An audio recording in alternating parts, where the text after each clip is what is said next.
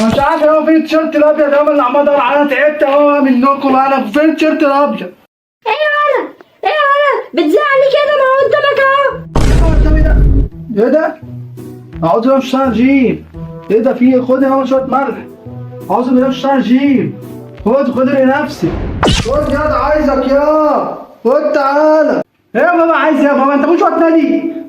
ايه دي يا؟ فين النعم اللي احنا متعلمينها؟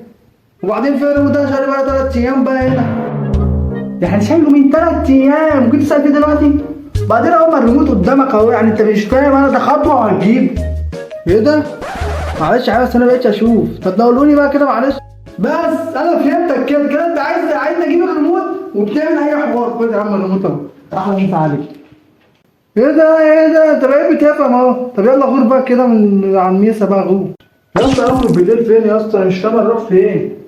طب ماشي يا اسطى ماشي، انا هلبس كده على الساعه 8 ونخرج ماشي. هتجيب فلوس ولا اقول لابويا؟ هقول لابويا ان انت بتكلم بنات.